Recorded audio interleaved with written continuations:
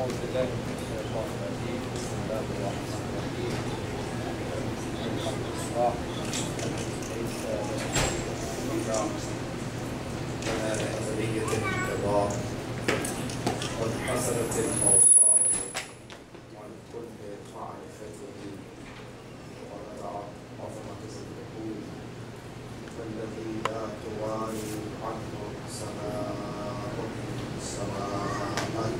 ولا أرض أرضا ثم الصلاة والسلام والتحية والإكرام على سيد الأرحام سيد المرسلين والأحياء أبي القاسم محمد المصطفى اللهم صل على محمد وآل محمد وعلى الجوهرة القدسية البتول العذراء سيدة النساء فاطمة الزهراء وعلى بعدها أمير المؤمنين وبنيها الذين نظم الله عنهم الرجس وطهرهم تطهيرا.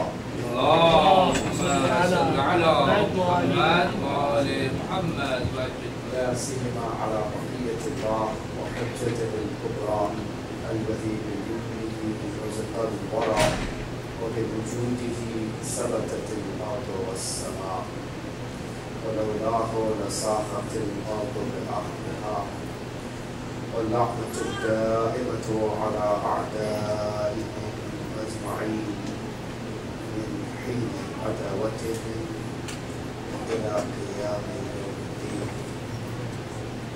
أما بعد فقد قال الإمام الصادق عليه الصلاة والسلام وصل على محمد وآل محمد من عرف فاطمة حق معرفتها فقد أدرك ليلة القدر.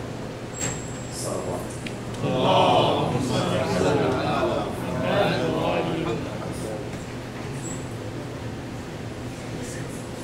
Today is the day which coincides with the marriage of Sayyeda Fatima alayhi salam, and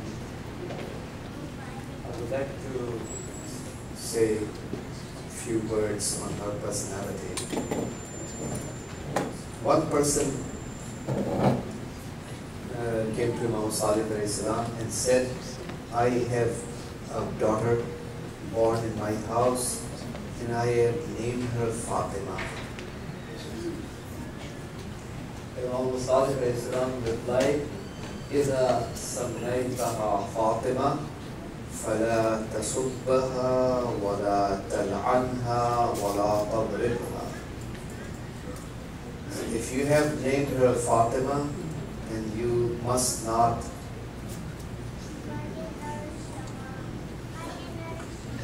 use abusive word against her, or must not curse her, and must not hit her. Obviously, this is the respect just for the name of Fatima in Islam. The name given to my daughter, that name belongs to my daughter, right? If I write the name Fatima on a piece of paper for my daughter with the niyat of my daughter Fatima, I can touch that word Fatima without wudu. Because this Fatima belongs to my daughter, that's her name. That's not the name of Sayyida Fatima alayhi salam. This name is given, assigned to my daughter, right? If my son is named Ali and I write it on a paper Ali, in English it's not a problem. Names of Prophet and Ahlul Bayt, if it's written in any other language other than Arabic, you can touch it without wudu. But the names of Prophet and Ahlul Bayt and Islam, if they're written in Arabic, it's not allowed to touch without wudu. That's the respect. The name of Allah cannot be touched in any language. Even if you write Allah in English, you cannot touch it without the wudu. But the names of Prophet and Ahlul Bayt alayhi salam cannot be touched if you write it in Arabic. If you write it in any other language, you can touch it without wudu. So coming back to the point, if I name my son Ali, if I name my daughter Fatima and I write it in Arabic, I can touch it without wudu because this Fatima does not stand for Sayyida Fatima alayhi salam. This Fatima is my daughter's name. Right?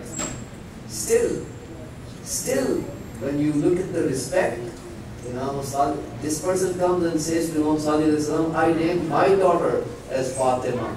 Imam Salih alayhi salam said, إِذَا سَمَيْتَهَا فَاطِمَةً فَلَا تَسُبَّهَا. That's al-Kafi. If you named her Fatima, then don't abuse her, abusive language. وَلَا تَلْعَنْهَا. Don't send la'nat, don't curse her. Sometimes the father gets angry, sometimes the mother gets angry, and we start cursing, using bad words, bad mouthing our own children. But then there is a respect in Islam given to this name in the eyes. Although this name does not belong to Sayyida Fatima alayhi salam, istilahan, fiqhiyan, we can touch it, but still it is mansoob to Sayyida Fatima alayhi salam. It is related to her name, right? So once it's related, there is a respect. We are not supposed to, use abusive word for this daughter, or send la'nat on her, or to hit her. This is the respect. So, on the day when Sayyida Fatima alayhi salam gets married to Imam Ali alayhi salam, Prophet looked towards his jihaziyya, in Farsi we say jahiz, the dowry, 16 things.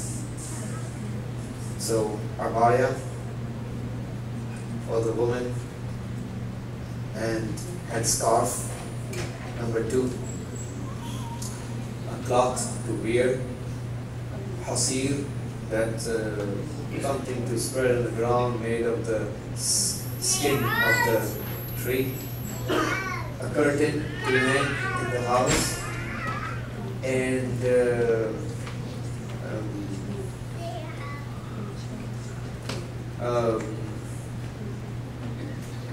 something like a blanket to wear over yourself, a little mattress type of thing, and a pillow. That's number 8. Number 9 is the water container that you use in the washroom to clean yourself. That little water container, something like a jug, and a container to keep the water in, so that's another thing, and 1 cup and 1 bowl that you use it in your house, 1 hand mill. So that's number 13. Number 14 was the water carrier. Water carrier that you bring the water from the outside, and that usually it was made of leather. And number 15 was a towel, and number 16 was the skin of a sheep. These were the 16 things given in dowry. When Rasulullah sallallahu alaihi wasallam had a look at that, Prophet started to cry. I always say in my speeches that this is how every movement is supposed to be. Raqiq al-qalb. The person should be Raqiq al-qalb, Asir al. Prophet started to cry, and so this is the list which I recited in front of you. And then Prophet prayed that to Allah to give barakat in that. When we say barakat, it means that the tajalli and zuhur of Allah happens in that thing with the name of Al-Mubarak. Allah subhanahu wa ta'ala has his tajalli and reflection and zuhur of his name Al-Mubarak in that thing. That's the meaning of barakat. When Allah's name Al-Mubarak has tajalli and zuhur and reflection in anything, you can expect more than expected, more than what is expected to happen. more of the blessings. That's how the blessings happen. So barakat in Arabic is derived from the word barak, which in barak means the chest of the camel. Chest of the camel, we call it barak. So in Arabic, everything has a root word. You go to the root, it makes your life easy to understand the concept. The root word barak means the chest of the camel. That's where the word barakat, blessings, is derived. So when the camel is relaxing and the owner wants the camel to stand up, he pulls the reins of the camel. The camel doesn't want to stand up. He's relaxing. The camel sticks its chest on the ground to resist. So this is where the word barakat has been derived. So those are the blessings that stick with you and do not depart. It means Allah has provided barakat in those blessings. His name Al-Mubarak has tajalli and zuhur and appearance in that thing. Those are the blessings that are no longer with us. I used to have it, but I don't. For example, I used to recite 100 ayats of Quran every day. I used to wake up in the Fajr and recite 100 ayat of Quran every day. Now 5 years passed by in my life, I no longer recite 100 ayat of Quran every day. That means I lost the barakat in my ruhaniyat, in my spirituality. Barakat doesn't come with chatting around and wasting our time in al-qeel wal-qal. Barakat comes with certain actions that we do. Everything of the Prophet had barakat. Everything of Ahlul Bayt al-Salam had barakat in it. Because they never even thought about anyone other than Allah. They never did anything for anyone other than Allah. They always took a stand for Allah subhanahu wa ta'ala. They were always in the state of zikr and remembrance of Allah. So when a person is always in the remembrance of Allah, he can never miss the blessings of Allah. So, every, you recall in one of my speeches long ago, I had said that every dhakir is mazkur twice. My teacher, Ayatollah Hazrat Zada Amuli, one of the greatest artists of today. So he has written a beautiful book on the subject, a risala on az-zikr wa-zakir wal-mazkur. Such a beautiful book. I love that book. Risala to dhikr wa-zakir wal-mazkur. What is the dhikr? What's the remembrance of Allah? And who is the zakir? The one who remembers Allah. And who is the mazkur? Who is the one who is remembered? So every zakir is mazkur twice, my teacher said. Every zakir, everyone who remembers Allah, is mazkur, remembered by Allah 2 times. Once, so whenever you do the dhikr, Allah remembers you ahead of doing the dhikr. Because Allah remembered you, that's why you receive the tawfiq and opportunity, so you end up doing the dhikr and you become dhakir. Because Allah remembered you first, so you were remembered, that means you were mazkur. And then because of the remembrance of Allah, you did the dhikr. After doing the dhikr, Allah awards our good deeds, with further blessings. So, Fazkuruni azkurkum. Quran says, you remember me, I will remember you. So when you remember Allah, Allah remembers you after your dhikr as well. So every zakir, everyone who remembers Allah is remembered 2 times by Allah. He is mazkur twice. Ahlul Bayt are the ones who remember Allah 24/7. So it makes perfect sense that everything of theirs is Mubarak. Sayyeda Zahra is ready to go to the house of her husband, and there's a faqir showing up, and he says, I heard there's a marriage taking place in your house. So is there anything you can help me out? She has nothing to help. She had nothing to help except the one clothes that were prepared for her marriage.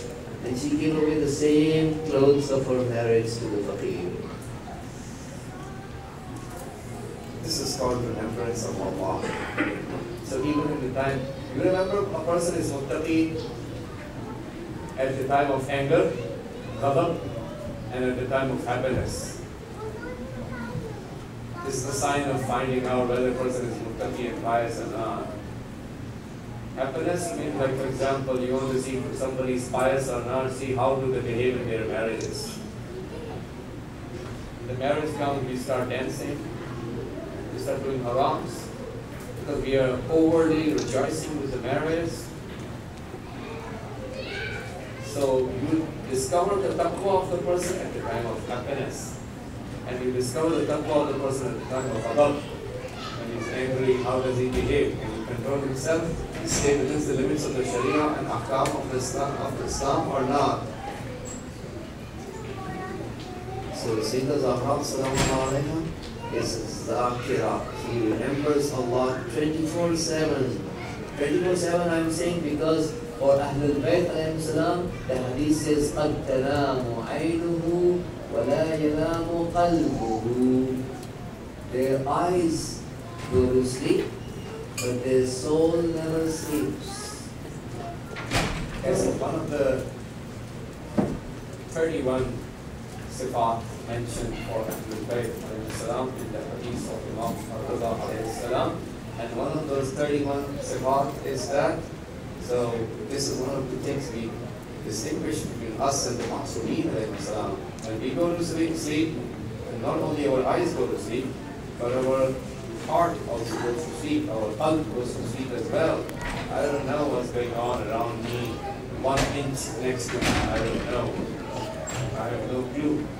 When Ahlul Bayt alayhi salam go to sleep, they know everything that is going on around them, because the soul is not sleeping. We have so many stories of the Prophet when people tried to do things around him when he was sleeping. And that's not the subject of my speech to talk about those stories. So, Prophet came to the house of Sayyida Fatima alayhi salam on the next day after the marriage and brought this gift. Ala Fatimata khidmatu ma duna al-bab. وَعَلَىٰ عَلِيٍّ خِدْمَةُ مَا خَلْفَهُ. It's the job of Fatima to do the services, the chores inside the door. It's the job, what a wisdom of the Prophet. And it's the job of Ali to do the services outside, service outside of the door. She said, that means only Allah knows how much He made me happy with this. That is with this kind of division. And Prophet said to his daughter that, do you want that I teach you something which is better than dunya, better than this world, وَمَا فِيهَا, and whatever is in it. So it's not $1 million or $1 billion or $1 trillion, whatever is in it. That means nothing in this world can parallel what Prophet is about to teach. And this is where he taught her the tasbih of Allah sallallahu alayhi wa sallam. So Imam Sadiq alayhi salam said, tasbih of my grandmother Zahra is more, in other words, beloved to me, more dear to me, in other words, than 1,000 rakats of prayers. So, this was a gift that Prophet gave to his beloved daughter.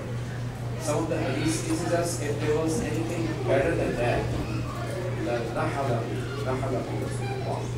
Prophet would have given that to his daughter. Prophet loves the daughter, right? The most beloved, only one daughter of the Prophet. So, he would love to give the best of the gifts to whom is the best he could give. So, Sayyida Fatima alayhi salam has said, Akhbarani Abi. My father has informed me, وهو أنه من سلم عليه وعلي 3 أيام أوجب الله له الجنة. My father informed me, whosoever sends salam on him and me for 3 days, Allah will make the paradise wajib for him. If you say salam on Rasulullah and say the Fatima alayhi salam 3 days, Jannah will become wajib for you. The narrator says, I said to her, fi hayatihi wa hayatiki. Somebody is supposed to say salam in his lifetime and in your lifetime. She said, قالت سلام الله عليها نعم وبعد موتنا. Yes, and after our death, whether you say salam in the lifetime of the Prophet, or you say salam after their departure from this world, after their death, it's all the same. You still get the same sawab. So, this hadith which I recited in the beginning, before I come to the end, I know the time is short. So, من عرف فاطمة حق معرفتها فقد أدرك ليلة القدر. So, my teacher, Ayatollah Hazrat Aburi, was saying that why shouldn't we say the Fatima Laylatul Qadr? Laylatul Qadr is Sayyida Fatima alayhi salam. Yawmullah, the day of Allah. Yawmullah is Sayyida Fatima alayhi salam.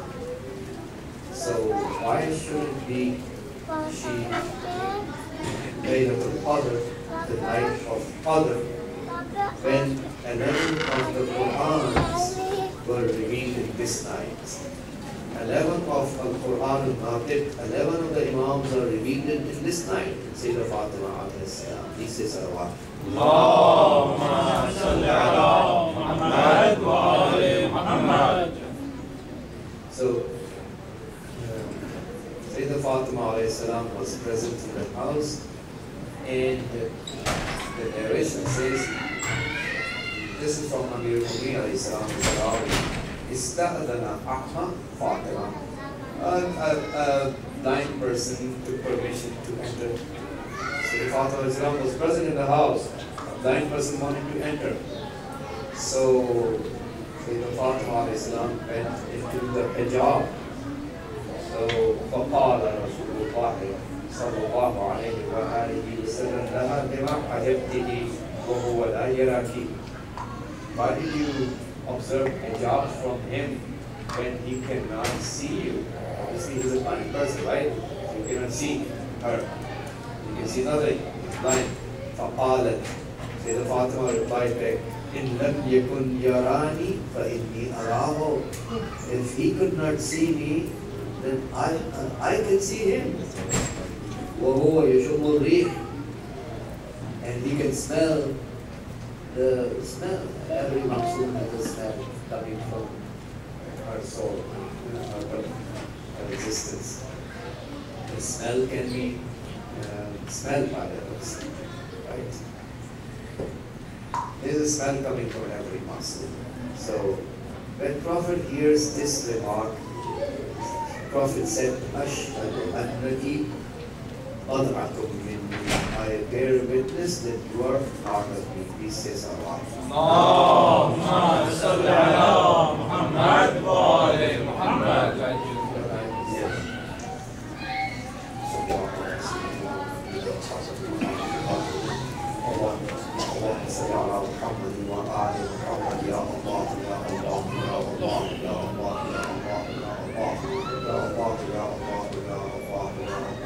اللهم انصر الاسلام والمسلمين واخذل الكفار والمنافقين اللهم انصر من نصر الدين واخذل من خذل المسلمين اللهم انصر واحفظ وايد علماءنا الربانيين ومراجعنا الربانيين سيد الولي الفقيه عاقل المسلمين.